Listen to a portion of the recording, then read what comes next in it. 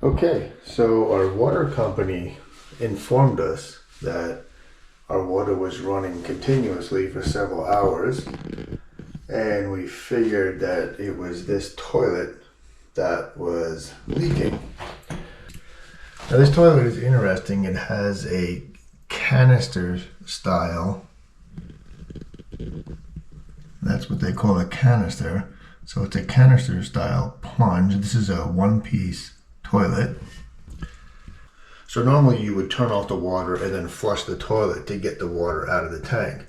We did not flush the toilet and it's empty, which means the leak has to be at the bottom of the tank, either from the valve here at the bottom, which means down here you would have water and we'd have water on the floor.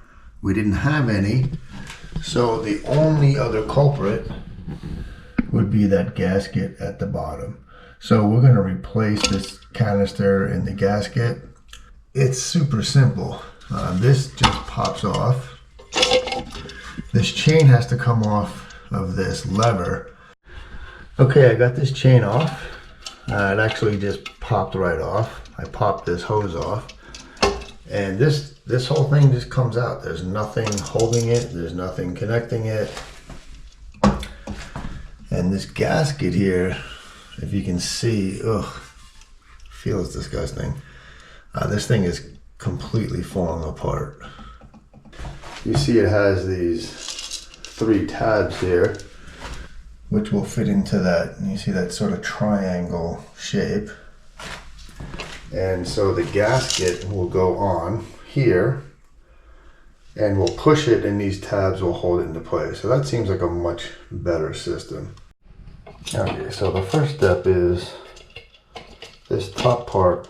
If you just grab it, give it a little twist, this top part comes off. This is going to go in between these little tabs here. You see there's a little space here. Put this in, we'll line these 3 tabs with this triangle. And you gotta push it down, and I'm gonna turn it counterclockwise. So now this is securely in place. It's got those tabs holding it in. I'm gonna connect it up here first while it's easy. So that's on. Now this piece you're going to push in. Okay, so it just slipped into the hole. Then you're just going to turn it and it clicks into place. So now this doesn't move. Wait, did it click into place? Make sure this works. We'll take the water hose, the small line here. So this is just slips over here.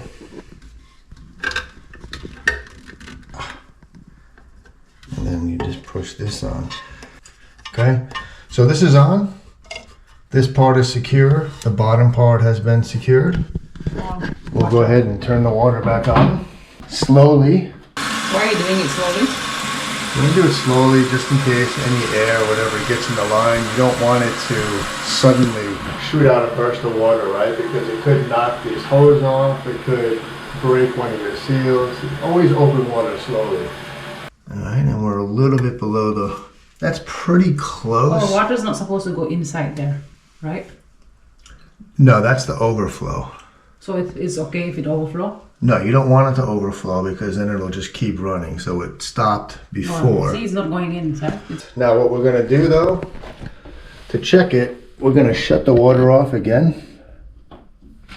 And see if it's leaking? And we'll come back in an hour or 2. And the water should be at the exact same level. Before that, I could when I found a leak, I could hear the water running. You can hear it occasionally, yeah. Yeah, but now it's very quiet, you know. Yeah. I guess. The problem with the gasket leaks, though, is it's a very slow leak.